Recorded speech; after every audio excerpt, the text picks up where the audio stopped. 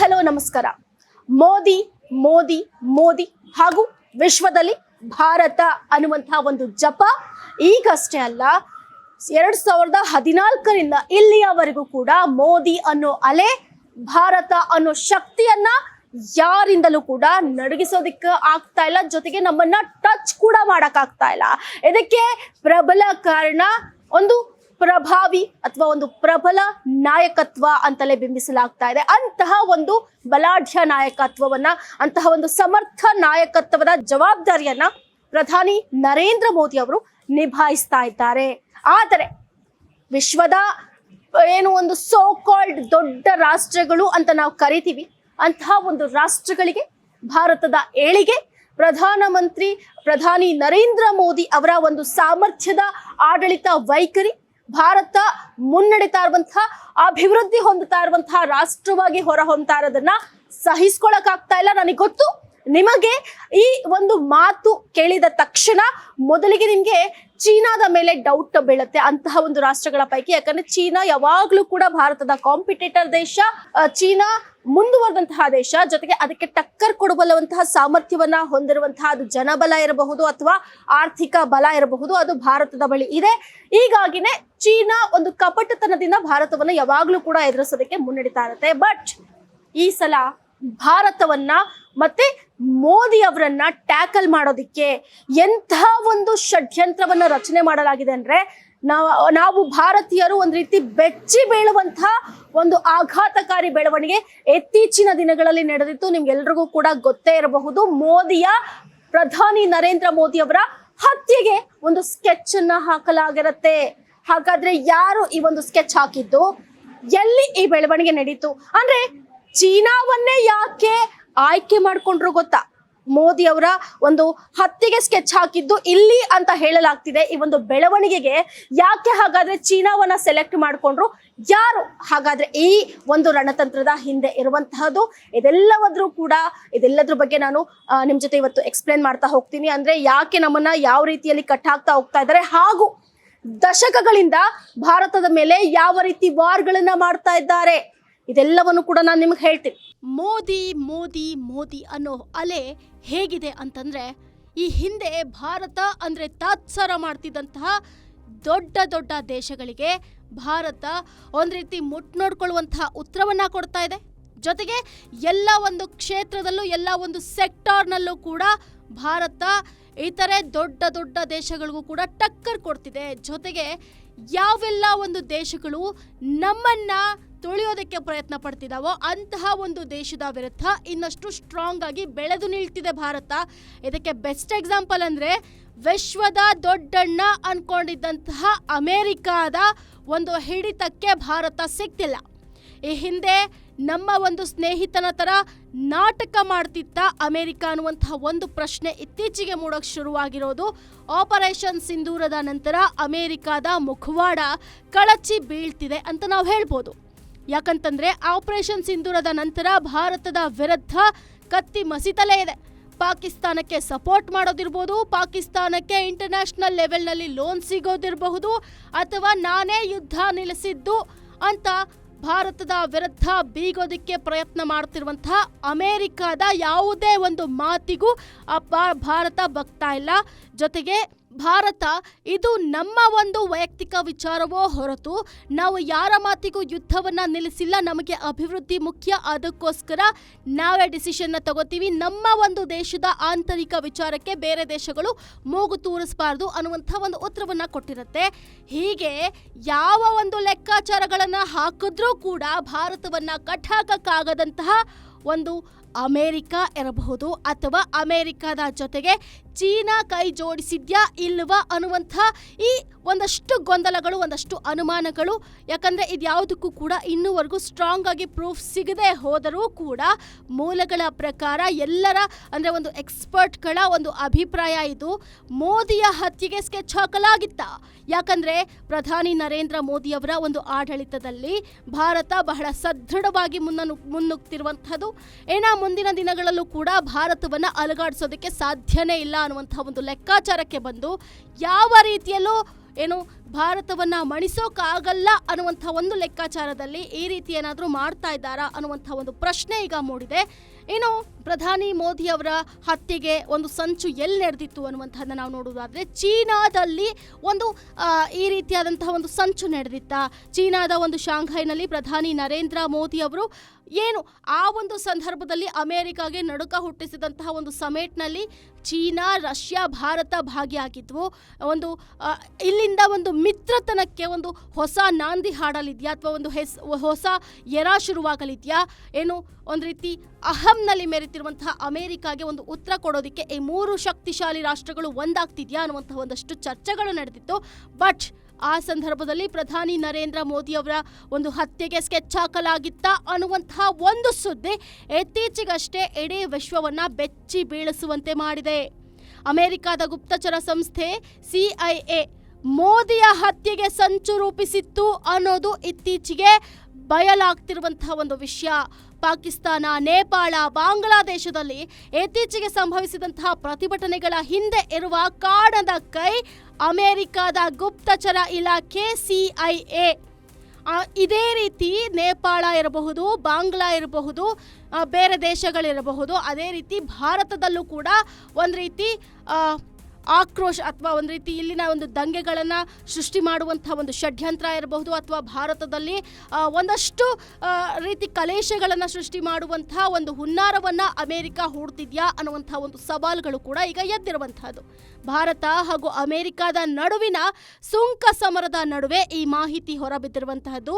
ಏನು ಢಾಕಾದಲ್ಲಿ ನಿಯೋಜಿಸಲಾಗಿದ್ದ ಅಮೆರಿಕದ ವಿಶೇಷ ಪಡೆಗಳ ಅಧಿಕಾರಿ ಟೆರೆನ್ಸ್ ಅರ್ವೆಲ್ಡೆ ಜಾಕ್ಸನ್ ಆಗಸ್ಟ್ 30ರಂದು ಶವವಾಗಿ ಪತ್ತೆಯಾಗಿರ್ತಾರೆ.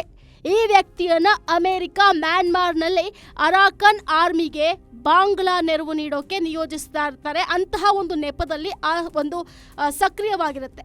ಈ ನಿಗೂಢ ಸಾವು CIA ಹೆಜ್ಜೆ ಗುರುತು ಹಾಗೂ ಚೀನಾದಲ್ಲಿ ಮೋದಿ ಹತ್ಯೆಯ ಒಂದು ಸಂಚಿನ ಯೋಜನೆಯನ್ನ ಬೆಚ್ಚಿಡುತ್ತಿದೆ ಅನ್ನೋದನ್ನ ವರದಿಗಳು ಹೇಳಿರ್ತವೆ. ಇನ್ನು ಅಮೆರಿಕದ ಒಂದು ಸುಂಕ ಬೆದರಿಕೆಗಳ ಅಂದರೆ ಒಂದು ಧಮಕಿಗಳ ಬೆನ್ನಲ್ಲೇ ಭಾರತ, ಚೀನಾ ಆ ಒಂದು ಸಂದರ್ಭದಲ್ಲಿ ಒಂದು ಗಮನಾರ್ಹ ಸುಧಾರಣೆ ಕಂಡು ಬಂದಿರುತ್ತೆ ಎರಡೂ ದೇಶಗಳ ನಡುವೆ. ಇನ್ನು ಆ ಒಂದು ಸಂದರ್ಭದಲ್ಲಿಯೇ ಅಮೆರಿಕ ಸ್ಕೆಚ್ ಹಾಕಿರುತ್ತೆ ಅನ್ನುವಂತಹ ಒಂದು ಮಾಹಿತಿ ಸಿಗ್ತಿದೆ. ಪ್ರಧಾನಿ ನರೇಂದ್ರ ಮೋದಿ ಅವರ ಹತ್ಯೆಗೆ ಅಮೆರಿಕದ ಗುಪ್ತಚರ ಇಲಾಖೆ ಒಂದು ಸ್ಕೆಚ್ ಹಾಕಿತ್ತು ಅನ್ನುವಂತಹ ಒಂದು ಆಘಾತಕಾರಿ ಅಂಶ, ಅನುಮಾನ ಈಗ ಬೆಳಕಿಗೆ ಬಂದಿರುವಂತಹದ್ದು. ನಾವಿಲ್ಲಿ ಇನ್ನೂ ಒಂದು ವಿಚಾರವನ್ನ ಗಮನಿಸಬೇಕಾಗತ್ತೆ. ಪ್ರಧಾನಿ ನರೇಂದ್ರ ಮೋದಿ ಅವರು ಈ ಸಂಚಿನ ಬಗ್ಗೆ ಮುಂಚೆನೆ ಮಾಹಿತಿ ನೀಡಿರ್ತಾರೆ. ಸೆಪ್ಟೆಂಬರ್ 2ರಂದು ಚೀನಾದ ಟಿಯಾನ್ಜಿನ್ನಿಂದ ಹಿಂದಿರುಗಿದಂತಹ ಮರುದಿನ ಪ್ರಧಾನಿ ನರೇಂದ್ರ ಮೋದಿ ಅವರು ನವದೆಹಲಿಯಲ್ಲಿ ಮಾತನಾಡಿರ್ತಾರೆ. ಸೆಮಿಕಾನ್ ಶೃಂಗಸಭೆಯನ್ನು ಉದ್ದೇಶಿಸಿ, ನಾನು ಚೀನಾಗೆ ಹೋಗಿದ್ದಕ್ಕಾಗಿ ಅಥವಾ ನಾನು ಹಿಂದಿರುಗಿದ್ದಕ್ಕಾಗಿ ನೀವು ಚಪ್ಪಾಳೆ ತಟ್ಟಿದ್ದೀರಾ ಅಂತ ಗೂಢಾರ್ಥವಾಗಿ ಮಾತನಾಡಿದ್ರು. ಅಂದ್ರೆ ಆ ಒಂದು ಸಂದೇಶವನ್ನ ಅವ್ರು ಯಾರಿಗೆ ಕೊಟ್ಟಿದ್ರು ಅನ್ನುವಂಥ ಒಂದು ಅನುಮಾನ ಜೊತೆಗೆ ಒಂದು ಕುತೂಹಲ ಕೂಡ ಈಗ ಮೂಡ್ತಿರುವಂತಹದ್ದು. ಎಲ್ಲೋ ಒಂದು ಕಡೆ ಇಡೀ ಒಂದು ವಿಶ್ವದ ಒಂದು ಪ್ರಶ್ನೆಗೆ ನರೇಂದ್ರ ಮೋದಿ ಅವರು ಒಂದು ಮಾರ್ಮಿಕವಾಗಿ ಏನಾದರೂ ಉತ್ತರ ನೀಡಿದ್ರಾ ಅನ್ನುವಂಥ ಒಂದು ಪ್ರಶ್ನೆ ಕೂಡ ಈಗ ಜನರನ್ನ ಕಾಡ್ತಾ ಇತ್ತು.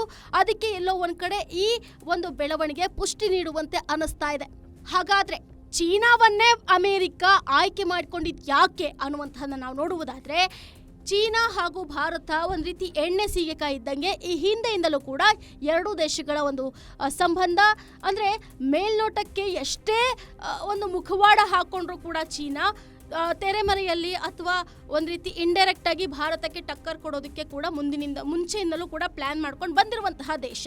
ಸೊ ಭಾರತದ ಒಂದು ಏಳಿಗೆನ ಸಹಿಸದ ಚೀನಾ, ಆದರೆ ಇತ್ತೀಚೆಗೆ ಅಮೆರಿಕ ಸುಂಕದ ಒಂದು ಸಮರವನ್ನ ಸಾರಿದ ನಂತರದಲ್ಲಿ ಭಾರತ ಹಾಗೂ ಚೀನಾದ ಒಂದು ಸಂಬಂಧ ಅಲ್ಲಿ ಒಂದು ರೀತಿ ಕ್ಲೋಸ್ ಆಗ್ತಾ ಹೋಯಿತು. ಯಾಕಂತಂದರೆ ಅಮೇರಿಕಾವನ್ನು ಒಟ್ಟಾಗಿ ಎದುರಿಸುವಂತಹ ಒಂದು ರೀತಿ ಒಂದು ಟ್ಯಾಕ್ಟಿಕನ್ನು ಯೂಸ್ ಮಾಡಿದಂತಹ ಚೀನಾ, ರಷ್ಯಾ, ಭಾರತ ಒಂದು ಶೃಂಗಸಭೆಯನ್ನು ಮಾಡ್ತಾರೆ.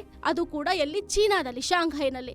ಈ ಒಂದು ಸಂದರ್ಭದಲ್ಲಿ ಏನಾದರೂ ನಾವು ಪ್ರಧಾನಿ ನರೇಂದ್ರ ಮೋದಿ ಅವರಿಗೆ ಹಾನಿ ಮಾಡಿದರೆ ಅಥವಾ ನಮ್ಮ ಒಂದು ಪ್ಲ್ಯಾನ್ನಲ್ಲಿ ಸಕ್ಸಸ್ ಆದರೆ ಖಂಡಿತವಾಗ್ಲೂ ಚೀನಾ ಮತ್ತು ಭಾರತ ಇನ್ನು ಮುಂಬರುವ ಶತಮಾನಗಳ ಕಾಲದವರೆಗೂ ಕೂಡ ಯಾವುದೇ ಕಾರಣಕ್ಕೂ ಒಂದಾಗಕ್ಕಾಗಲ್ಲ.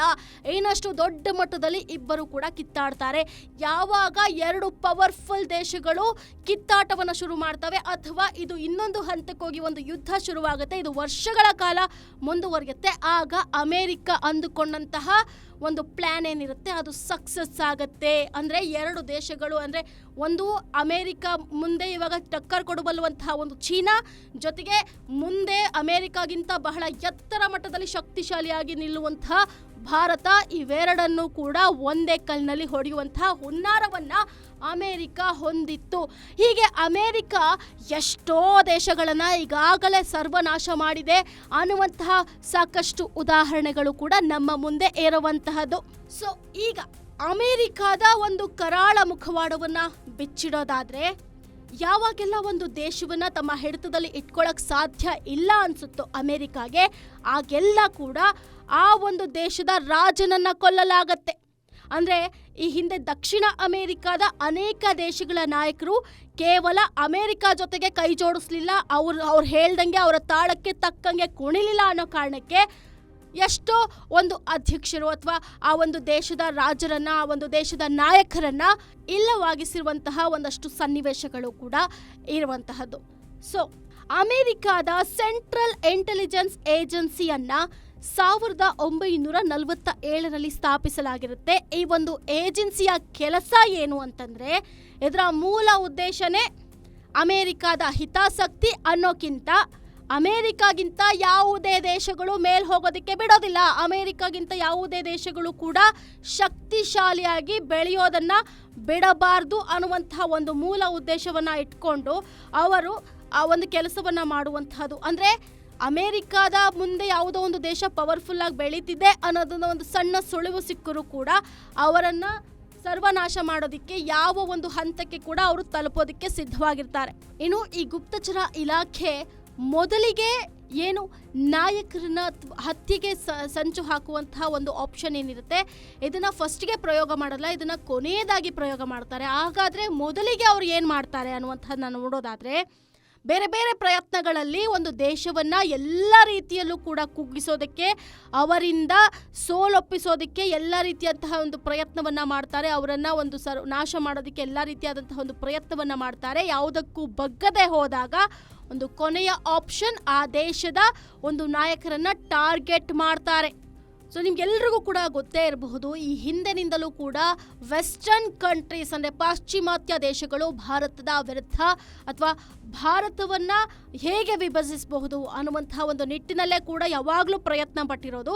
ಇನ್ನು ಕೊರೋನಾ ಟೈಮು ಕೂಡ ನಿಮಗೆ ನೆನಪಿರಬಹುದು. ಕೊರೋನಾ ಟೈಮ್ನಲ್ಲೂ ಕೂಡ ಅನೇಕ ಸಂಸ್ಥೆಗಳ ನಿಜವಾದ ಬಣ್ಣವು ಅವತ್ತು ಬಯಲಾಗಿರುತ್ತೆ. ಪಾಶ್ಚಾತ್ಯರು ಸೇರಿಕೊಂಡು ಯಾವ ರೀತಿ ಒಂದು ಇಡೀ ವಿಶ್ವದಲ್ಲಿ ಅದರಲ್ಲೂ ಕೂಡ ಅಭಿವೃದ್ಧಿಯತ್ತ ಸಾಗ್ತಾ ಇರುವಂತಹ ಭಾರತವನ್ನು ಹೇಗೆ ಟಾರ್ಗೆಟ್ ಮಾಡಿದ್ವು ಅನ್ನುವಂತಹ ಒಂದು ಬಣ್ಣ ಅಥವಾ ಅದಕ್ಕೆ ಒಂದು ಎಕ್ಸಾಂಪಲ್, ಅದಕ್ಕೆ ಒಂದು ಸಾಕ್ಷಿ ಕೊರೋನಾ ಟೈಮಲ್ಲಿ ಸಿಕ್ಕಿರುತ್ತೆ. ಯಾಕಂದರೆ ವರ್ಲ್ಡ್ ಹೆಲ್ತ್ ಆರ್ಗನೈಸರ್ ಅನ್ನುವಂತಹದ್ದು ಅಮೇರಿಕಾ ಕೈಲಿದ್ದಂತಹ ಒಂದು ಅವರ ತಾಳಕ್ಕೆ ತಕ್ಕ ಹಾಗೆ ಕುಣಿತಾ ಇದ್ದಂತಹ ಒಂದು ಆರ್ಗನೈಸೇಷನ್ ಅಂತಲೇ ಹೇಳ್ಬಹುದು. ಸೊ ಇದು ಒಂದು ಬಯೋಲಾಜಿಕಲ್ ವಾರ್ ಅಂತಲೇ ಹೇಳ್ಬೋದು. ಇದಾದ ನಂತರದಲ್ಲಿ ಹಾಗಾದ್ರೆ ಒಂದು ದೇಶವನ್ನ ಯಾವ ರೀತಿ ಕುಗ್ಗಿಸ್ತಾರೆ ಅಮೇರಿಕಾ ಅಥವಾ ಅಮೇರಿಕಾದ ಒಂದು ಗುಪ್ತಚರ ಇಲಾಖೆ ಯಾವ ರೀತಿ ವರ್ಕ್ ಮಾಡುತ್ತೆ ಅನ್ನುವಂಥದ್ದನ್ನ ನಾವು ನೋಡುವುದಾದ್ರೆ, ಈಗ ನಾವು ಯಾವಾಗಾದ್ರೂ ನಾವು ಯಾವ ರೀತಿ ಒಂದು ಸಾಲವನ್ನ ಪಡಿತೀವಿ, ಆ ಸಾಲದ ಮೇಲೆ ನಮ್ಮ ಒಂದು ಕ್ರೆಡಿಟ್ ಸ್ಕೋರ್ ಬಿಲ್ಡ್ ಆಗುತ್ತೆ. ನಾವೇನಾದ್ರೂ ಸರಿಯಾಗಿ ಸಾಲವನ್ನ ಪಾವತಿ ಮಾಡದೆ ಹೋದಲ್ಲಿ ನಮ್ಮ ಒಂದು ಸಿಬಿಲ್ ಸ್ಕೋರ್ ಅಥವಾ ಒಂದು ಕ್ರೆಡಿಟ್ ಸ್ಕೋರ್ ಅದು ವೀಕ್ ಆಗ್ತಾ ಹೋಗುತ್ತೆ. ಅಥವಾ ನಾವೇನಾದ್ರೂ ಚೆನ್ನಾಗಿ ಸಾಲವನ್ನ ಮರುಪಾವತಿ ಮಾಡ್ಕೊಂಡು ಹೋದ್ರೆ ಅದು ಗುಡ್ ಅಂದ್ರೆ ಚೆನ್ನಾಗಿ ಹೋಗ್ತಾ ಹೋಗುತ್ತೆ, ಅಂದ್ರೆ ಸ್ಟ್ರಾಂಗ್ ಆಗ್ತಾ ಹೋಗುತ್ತೆ. ಅಂದ್ರೆ ವೈಯಕ್ತಿಕವಾಗಿ ನಮ್ಮ ಒಂದು ಅರ್ಹತೆಯನ್ನ ಪರಿಶೀಲಿಸಿ ಪ್ರತಿಯೊಬ್ಬರಿಗೂ ಕ್ರೆಡಿಟ್ ಸ್ಕೋರ್ ನೀಡುವಂತಹ ಒಂದಷ್ಟು ಸಂಸ್ಥೆಗಳಿವೆ. ಅದೇ ರೀತಿ ದೇಶಗಳಿಗೂ ಕೂಡ ಅವರ ಒಂದು ಆರ್ಥಿಕತೆಯನ್ನು ತಿಳಿದು ಅದಕ್ಕೆ ಸರಿಯಾಗಿ ಒಂದಷ್ಟು ಕ್ರೆಡಿಟ್ ಸ್ಕೋರ್ಗಳನ್ನು ನೀಡೋದು ಅಥವಾ ಅವರ ಒಂದು ಆರ್ಥಿಕತೆಯನ್ನು ಅಳೆದು ಅವರಿಗೆ ರೇಟಿಂಗ್ಸನ್ನು ನೀಡ್ತಾರೆ. ಆ ರೇಟಿಂಗ್ಸನ್ನು ನೀಡುವಂತಹ ಕಂಪನಿಗಳೇನಿದೆ ಅದು ಕೂಡ ಅಮೇರಿಕಾದ ಹಿಡಿತದಲ್ಲಿದೆ. ಇನ್ನು ಜಾಗತಿಕವಾಗಿ 80% ಮಾರುಕಟ್ಟೆಯನ್ನು ಆಕ್ರಮಿಸಿಕೊಂಡಿರುವಂತಹ ಮೂಡೀಸ್, ಸ್ಟ್ಯಾಂಡರ್ಡ್ ಅಂಡ್ ಪೂರ್ಸ್ ಮತ್ತು ಫೆಚ್ ಎನ್ನುವಂತಹ ಈ 3 ಸಂಸ್ಥೆಗಳೇನಿದೆಯಲ್ಲ, ಈ 3 ಸಂಸ್ಥೆಗಳು ಅಮೆರಿಕದ ಪಾರುಪತ್ಯದಲ್ಲಿವೆ. ಈ ಸಂಸ್ಥೆಗಳು ಯಾವ ದೇಶದ ಕ್ರೆಡಿಟ್ ರೇಟಿಂಗು ಎಷ್ಟಿದೆ ಅಂತ ಹೇಳುತ್ತವೆ. ಇದರ ಆಧಾರದ ಮೇಲೆ ಜಗತ್ತಿನ ಬೇರೆ ದೇಶಗಳು ಅಲ್ಲಿ ಹೂಡಿಕೆ ಮಾಡಬೇಡಿ, ಅಲ್ಲಿ ಹೂಡಿಕೆ ಮಾಡಲೇಬೇಡಿ ಅನ್ನುವಂಥ ಒಂದು ನಿರ್ಧಾರವನ್ನು ತೆಗೆದುಕೊಳ್ತವೆ. ಇದೆಲ್ಲವೂ ಕೂಡ ದಶಕಗಳಿಂದ ಯಾವುದೇ ಅಡ್ಡಿ ಇಲ್ಲದೆ ನಡೆದುಕೊಂಡು ಬರ್ತಿದೆ. ಇನ್ನು ಇವೆಲ್ಲವೂ ಕೂಡ ಅಮೆರಿಕನ್ ಬಂಡವಾಳಶಾಹಿಗಳನ್ನ ಇನ್ನಷ್ಟು ಬಲಶಾಲಿಯನ್ನಾಗಿಸುವಂತಹ ಒಂದು ಕುತಂತ್ರದ ಕೆಲಸದಲ್ಲಿ ತೊಡಗಿವೆ. ಅಂದರೆ ಈ ದೇಶ ರೇಟಿಂಗ್ ನೀಡುವಂಥದ್ದು, ಜೊತೆಗೆ ಒಂದಷ್ಟು ದೇಶಗಳನ್ನು ಟಾರ್ಗೆಟ್ ಮಾಡಿ ಅಲ್ಲಿ ಆರ್ಥಿಕತೆ ಸರಿ ಇಲ್ಲ, ಅಲ್ಲಿ ಯಾವುದೇ ಕಾರಣಕ್ಕೂ ಹೂಡಿಕೆ ಮಾಡಬೇಡಿ, ಈ ರೀತಿಯಾದಂತಹ ಒಂದು ರೇಟಿಂಗು ತಮಗೆ ಬೇಕಾದಂಗೆ ನೀಡ್ತಾರೆ. ಇನ್ನು ಭಾರತದಂತಹ ಒಂದು ಬಲಾಢ್ಯ ದೇಶಕ್ಕೆ ತುಂಬ ಅತಿ ಕಡಿಮೆ, ಫಿಲಿಪೈನ್ಗಿಂತಲೂ ಕೂಡ ಕಡಿಮೆ ರೇಟಿಂಗನ್ನು ಕೊಡ್ತಾರೆ. ಅಂದರೆ ಇವರಿನೆಂತಹ ಒಂದು ಖತರ್ನಾಕ್ ಕಂಪನಿಗಳು ಅಂದರೆ ಯಾವ ರೀತಿ ವರ್ಕ್ ಮಾಡ್ತಾರೆ ಅನ್ನುವಂಥದ್ದಕ್ಕೆ ಒಂದು ಬೆಸ್ಟ್ ಎಕ್ಸಾಂಪಲ್ ನಾವು ಈಗ, ಅಂದರೆ ಯಾವ ರೀತಿ ಅವು ನಮ್ಮ ವಿರುದ್ಧ ವರ್ಕ್ ಮಾಡ್ತವೆ ಅನ್ನುವಂಥದ್ದು ಕೂಡ ನಾವು ಈಗ ನೋಡ್ತಾ ಇರಬಹುದು. ಇನ್ನು ಸ್ಯಾಂಕ್ಷನ್ ಅನ್ನುವಂಥ ಒಂದು ಅಸ್ತ್ರವನ್ನು ಕೂಡ ಇವರು ಬಳಸ್ತಾರೆ. ಅಂದರೆ ನಿಮಗೆಲ್ಲ ಗೊತ್ತಿರಬಹುದು, ಈ ಹಿಂದೆ ಹಳ್ಳಿಗಳಲ್ಲಿ ಏನಾದರೂ ತಪ್ಪು ಮಾಡಿದ್ರೆ ಅದನ್ನು ಪಂಚಾಯಿತಿ ಮಾಡಿ ಅವ್ರನ್ನ ಊರಿಂದಲೋ ಅಥವಾ ಆ ಒಂದು ಏರಿಯಾದಿಂದ ಬಹಿಷ್ಕಾರ ಹಾಕುವಂತಹ ಒಂದಷ್ಟು ಕೆಲಸಗಳನ್ನ ಕೂಡ ಈ ಹಿಂದೆ ಮಾಡ್ತಾ ಇದ್ರು. ಅದೇ ರೀತಿ ಅಮೇರಿಕಾ ಕೂಡ ಇಷ್ಟು ದಿನ ಈ ರೀತಿಯಾದಂತಹ ಒಂದು ಪಂಚಾಯಿತಿ ಲೆವೆಲ್ನಂತೆ ಆಳ್ಕೊಂಡು ಬಂದಿದೆ. ಈ ಒಂದು ಸ್ಯಾಂಕ್ಷನ್ ಅನ್ನುವಂಥ ಅಸ್ತ್ರವನ್ನು ಯಾವ ರೀತಿ ಪ್ರಯೋಗ ಮಾಡುತ್ತೆ ಅಂದರೆ, ಯಾರೆಲ್ಲ ಅಮೆರಿಕಾದ ಒಂದು ವ್ಯಾಪಾರಿ ನೀತಿಗೆ ಅನುಗುಣವಾಗಿ ಕೆಲಸ ಮಾಡಲ್ಲ, ಅದರ ವಿರುದ್ಧವಾಗಿರ್ತಾರೆ, ಅಂತಹವರನ್ನ ಸ್ಯಾಂಕ್ಷನ್ ಹೆಸರಿನ ಮೂಲಕ ಬಹಿಷ್ಕಾರ ಮಾಡಲಾಗತ್ತೆ. ಅಂದರೆ ವಿಶ್ವದ ಮಾರುಕಟ್ಟೆಯಿಂದ. ಸೊ ಈ ರೀತಿಯಾಗಿ ಆ ಒಂದು ದೇಶವನ್ನ ಬಲಿ ಕೊಡಲಾಗತ್ತೆ ಆರ್ಥಿಕವಾಗಿ. ಸಣ್ಣ ಪುಟ್ಟ ದೇಶಗಳಾದರೆ ಅಮೇರಿಕಾದ ಈ ಒಂದು ವೆಪನ್ ಅಂತಾನೆ ಹೇಳ್ಬೋದು, ಇದರಿಂದ ಬಸವಳಿದು ಹೋಗ್ಬಿಡ್ತಾರೆ, ಅಂದರೆ ಕುಗ್ಗಿ ಹೋಗ್ಬಿಡ್ತವೆ ಆ ಒಂದು ದೇಶಗಳು. ಆರ್ಥಿಕವಾಗಿರಬಹುದು ಅಥವಾ ಸದೃಢತೆಯನ್ನು ಕಳ್ಕೊಳ್ಬಿಡ್ತವೆ. ಆದರೆ ಭಾರತವನ್ನು ಅಲುಗಾಡಿಸೋದಕ್ಕೆ ಆಗೋದಿಲ್ಲ ಅಮೇರಿಕ ಕೈಯಲ್ಲಿ. ಯಾಕಂದರೆ ಭಾರತ ಆರ್ಥಿಕವಾಗಿಯೂ ಕೂಡ ಬಲಾಢ್ಯವಾದಂತಹ ದೇಶ, ಜೊತೆಗೆ ಒಂದು ಡೊಮೆಸ್ಟಿಕ್ ಕಂಟ್ರಿ. ಈ ಒಂದು ನಿಟ್ಟಿನಲ್ಲಿ ಭಾರತವನ್ನು ಅವರು ತಮ್ಮ ಒಂದು ಟೆಕ್ನಿಕ್ನಿಂದ ಸೋಲ್ಸೋದು ತುಂಬ ಕಷ್ಟವಾಗುತ್ತೆ. ಇನ್ನು ಈ ಹಿಂದೆ ಭಾರತವನ್ನು ಸುಮಾರು ಸಲ ಈ ರೀತಿಯಾದಂತಹ ಒಂದು ಇಕ್ಕಟ್ಟಿಗೆ ಸಿಲುಕಿಸಿ ಆಟ ಆಡಿರುವಂತಹ ಒಂದಷ್ಟು ಉದಾಹರಣೆಗಳಿದೆ. ಆಗ ನಮ್ಮ ಒಂದು ಷೇರು ಮಾರುಕಟ್ಟೆಯಲ್ಲಿ ತುಂಬ ದೊಡ್ಡ ಹಲ್ಚಲನ್ನು ಕೂಡ ಎಬ್ಬಿಸಿರುವಂತಹ ಒಂದು ತಲ್ಲಣಗಳು ಉಂಟಾಗಿರುವಂತಹ ಉದಾಹರಣೆಗಳು ಕೂಡ ಇದೆ. ಆದರೆ ಈಗ ಯಾವುದೇ ಕಾರಣಕ್ಕೂ ಭಾರತವನ್ನ ಮುಟ್ಟೋಕಾಗದಂತಹ ಒಂದು ಪರಿಸ್ಥಿತಿಯಲ್ಲಿ ಭಾರತ ಬೆಳೆದು ನಿಂತಿದೆ. ಹಾಗಾದ್ರೆ ಭಾರತದ ಮೇಲೆ ಯಾಕೆ ಹಿಡಿತವನ್ನ ಸಾಧಿಸಬೇಕು ಅನ್ನುವಂತಹ ಒಂದು ಹುನ್ನಾರವನ್ನ ಅಮೆರಿಕ ಮಾಡ್ತಿದೆ ಅನ್ನುವಂಥದ್ದನ್ನ ನಾವು ನೋಡುವುದಾದ್ರೆ, ಈ ಹಿಂದೆ ಯಾವುದೂ ಕೂಡ ಲೆಕ್ಕಕ್ಕೆ ಇಲ್ಲದಂತಹ ಚೀನಾ ಇವತ್ತು ಅದರ ಸರಿಸಮಾನವಾಗಿ ಬೆಳೆದು ನಿಂತಿದೆ. ಚೀನಾದಲ್ಲಿ ಉತ್ಪಾದನೆ ತುಂಬಾ ಸ್ಟ್ರಾಂಗ್ ಆಗಿದೆ, ಅದರ ಒಂದು ಬೇಸ್ ಮೇಲೆ ಚೀನಾ ಈ ಲೆವೆಲ್ಗೆ ಬೆಳೆದು ನಿಂತಿದೆ. ಆದರೆ ಭಾರತದವರು ಬುದ್ಧಿಜೀವಿಗಳು. ಪುರಾಣ ಕಾಲದಿಂದಲೂ ಕೂಡ ಭಾರತ ಟೆಕ್ನಾಲಜಿಕಲಿ ಇರಬಹುದು ಅಥವಾ ಬುದ್ಧಿಯಲ್ಲಿ ಇರಬಹುದು ಇಡೀ ವಿಶ್ವಕ್ಕಿಂತ ಎಲ್ಲರಿಗಿಂತಲೂ ಕೂಡ ಸ್ಟ್ರಾಂಗ್ ಅನ್ನೋದು ಅದು ಇಡೀ ಜಗತ್ತಿಗೆ ಗೊತ್ತಿರುವಂತಹ ವಿಚಾರ. ಈ ಒಂದು ನಿಟ್ಟಿನಲ್ಲಿ ಭಾರತ ಇನ್ನು ಮುಂದಿನ ಸಾಲುಗಳಲ್ಲಿ ಅಥವಾ ಮುಂದಿನ ದಶಕಗಳಲ್ಲಿ ಅಮೆರಿಕಾಗಿಂತ ಎಲ್ಲ ಹಂತದಲ್ಲೂ ಕೂಡ ಬಹಳ ಗಟ್ಟಿಯಾಗಿ ಬೇರೂರಲಿದೆ ಅನ್ನುವಂತಹ ಒಂದು ಲೆಕ್ಕಾಚಾರದಲ್ಲಿ ಅಮೆರಿಕ ಇದೆ. ಈಗಾಗಲೇ ವಿಶ್ವದಲ್ಲಿ GDP ಲೆಕ್ಕಾಚಾರದಲ್ಲಿ ನಾವು ನೋಡೋದಾದ್ರೆ ಭಾರತ ಆರ್ಥಿಕತೆ 5ನೇ ಸ್ಥಾನದಲ್ಲಿದೆ. ಏನು ಭಾರತದಲ್ಲಿರುವಂತಹ ಮ್ಯಾನ್ ಪವರ್, ಈ ಮ್ಯಾನ್ ಪವರ್ ಇಂದ ಉತ್ಪಾದನೆಯ ಒಂದು ಶಕ್ತಿಯು ಕೂಡ ಜಾಸ್ತಿ ಆಗುತ್ತೆ. ಹಾಗೂ ಮ್ಯಾನ್ ಪವರ್ ಅಂದರೆ 150 ಕೋಟಿ ಅಂತ ನಾವೇನಾದರೂ ಲೆಕ್ಕ ತಗೊಂಡ್ರೆ ದಿನನಿತ್ಯ ನಾವು ಕೊಳ್ಳುವಂತಹ ವಸ್ತುಗಳು ಅಥವಾ ವ್ಯಾಪಾರ ವಹಿವಾಟುಗಳು, ದಿನಕ್ಕೆ ಒಬ್ಬ ವ್ಯಕ್ತಿ ಒಂದು ಟೂತ್ ಪೇಸ್ಟೋ ಅಥವಾ ಒಂದು ಸೋಪೋ ಒಂದು ಶಾಂಪೂನೋ ಕೂಡ ಖರೀದಿ ಮಾಡ್ತಾನೆ, ಒಂದು 10 ಜನ ಖರೀದಿ ಮಾಡ್ತಾರೆ ಅಂತಂದರೆ ಆ ಲೆಕ್ಕಾಚಾರದಲ್ಲಿ ನಾವು ನೋಡುವಂತಹದ್ದಾದರೆ ಇಡೀ ನಮ್ಮ ಕೋಟ್ಯಾಂತರ ಜನಸಂಖ್ಯೆ ದಿನಕ್ಕೆ ಹಾಗಾದರೆ ಎಷ್ಟು ಖರ್ಚು ಮಾಡಬಹುದು ಅನ್ನುವಂಥ ಒಂದು ಲೆಕ್ಕಾಚಾರದಲ್ಲಿ ಎಷ್ಟು ವ್ಯಾಪಾರ ಆಗುತ್ತೆ, ಎಷ್ಟು ವ್ಯಾಪಾರ ವಹಿವಾಟು ಆಗುತ್ತೆ, ಎಷ್ಟು ಒಂದು ಟ್ಯಾಕ್ಸ್ ಅಥವಾ ಎಷ್ಟು ಒಂದು ಇನ್ಕಮ್ ಸರ್ಕಾರಕ್ಕೆ ಸಿಗುತ್ತೆ, ಈ ಒಂದು ಲೆಕ್ಕಾಚಾರಗಳನ್ನು ಇಟ್ಕೊಂಡು ಅಮೆರಿಕ ಭಾರತವನ್ನ ಕುಗ್ಗಿಸೋದಕ್ಕೆ ಪ್ರಯತ್ನ ಪಡ್ತಿಲ್ಲ, ಬದಲಾಗಿ ಭಾರತದ ಮೇಲೆ ಒಂದು ಹಿಡಿತವನ್ನ ಸಾಧಿಸುವುದಕ್ಕೆ ಒಂದು ಪ್ರಯತ್ನವನ್ನ ಪಡ್ತಾ ಇರುವಂತಹದ್ದು. ಹೀಗಾಗಿನೇ ಇತ್ತೀಚಿನ ದಿನಗಳಲ್ಲಿ ಅಮೆರಿಕ ಭಾರತದ ವಿರುದ್ಧ ಸತತವಾಗಿ ಮುಗಿಬೀಳ್ತಿರುವಂತಹದ್ದು. ಯಾಕಂತಂದ್ರೆ ಅಂತಹ ಚೀನಾನೇ ಅಮೆರಿಕಾಗೆ ಟಕ್ಕರ್ ಕೊಟ್ಟು ನಿಂತಿದೆ ಅಂದ್ರೆ ಇನ್ನು ಮುಂದಿನ ದಿನಗಳಲ್ಲಿ ಭಾರತ ಯಾವ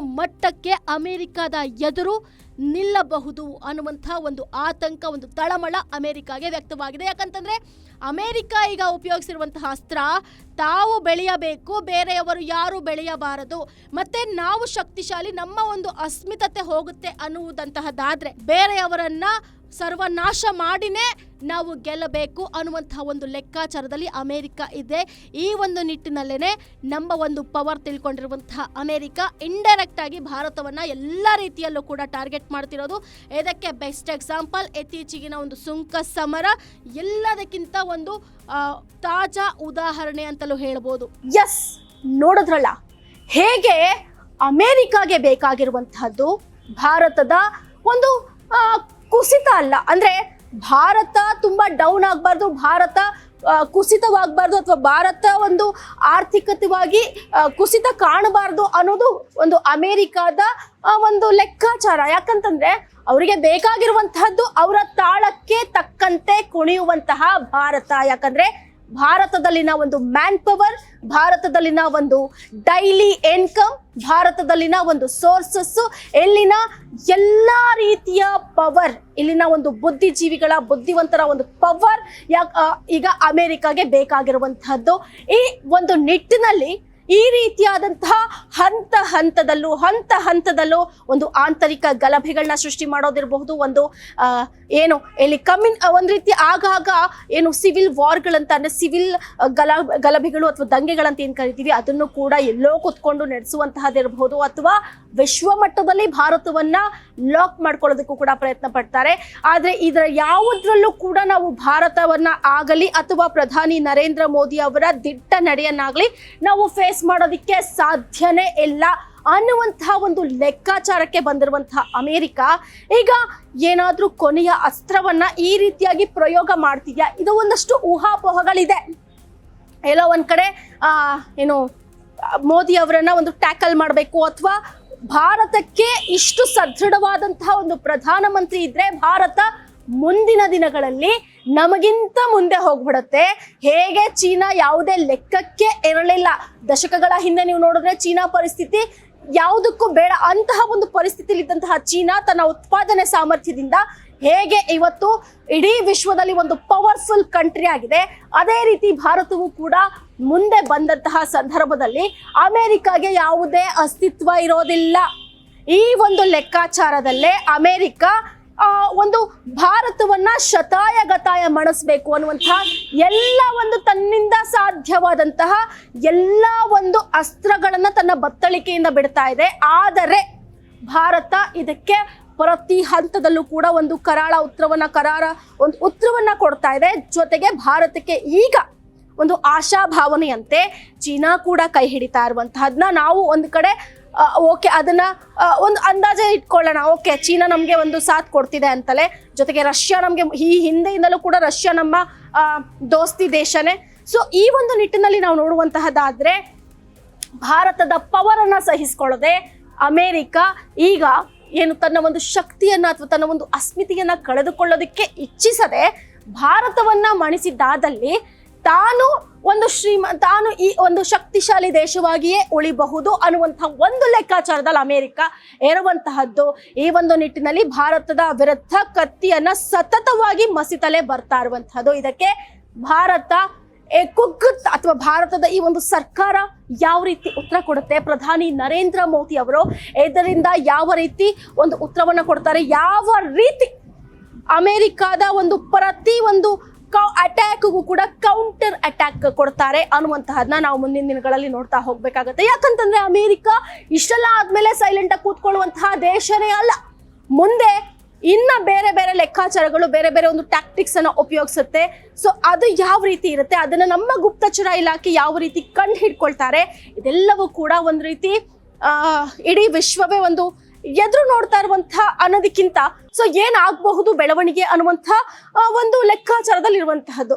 ಸೊ ನೋಡ್ಬೇಕು ಮುಂದೆ ಯಾವ ರೀತಿ ಭಾರತ ಅಮೆರಿಕಾಗೆ ಎಲ್ಲಾ ಒಂದು ವಿಚಾರದಲ್ಲೂ ಕೂಡ ಉತ್ತರ ಕೊಟ್ಕೊಂಡು ಬರುತ್ತೆ. ಜೊತೆಗೆ ಈ ರೀತಿ ಅಮೆರಿಕ ನಮ್ಮ ವಿರುದ್ಧ ವಾರ್ ಮಾಡಿದಂತಹ, ಅಂದ್ರೆ ಈ ರೀತಿ ಆಂತರಿಕವಾಗಿ ನಮ್ಮಲ್ಲೇ ಒಂದು ಕ್ಲೇಶಗಳನ್ನ ಸೃಷ್ಟಿ ಮಾಡ್ತಾ ಇರುವಂತಹದ್ದು ಒಂದು ರೀತಿ ಹೆಂಗೆ ಅಂತಂದ್ರೆ ನಮ್ಮಲ್ಲೇ ಒಂದು ವಿವಾದಗಳು ಅಥವಾ ಸಿವಿಲ್ ವಾರ್ ಆಗ್ಲಿ ಅನ್ನುವಂತಹ ಲೆಕ್ಕಾಚಾರದಲ್ಲಿ ಏನು ಸೃಷ್ಟಿ ಮಾಡ್ತಿದೆ, ಇದನ್ನೆಲ್ಲವನ್ನು ಕೂಡ ನಮ್ಮ ನಾಗರಿಕರು ಸಂಯಮ ತಾಳ್ಮೆಯಿಂದ ಯಾವುದಕ್ಕೂ ಕೂಡ ಕಿವಿಗೊಡದೆ ನಾವು ನಮ್ಮ ಅಭಿವೃದ್ಧಿ ಕಡೆ ಫೋಕಸ್ ಮಾಡಿದ್ರೆ ಮುಂದೆ ಚೀನಾಗಿಂತ ಬಹಳ ಪವರ್ಫುಲ್ ಆಗಿ ಭಾರತ ಎದುರು ನಿಲ್ಲೋದ್ರಲ್ಲಿ ಯಾವುದೇ ಡೌಟ್ ಇಲ್ಲ.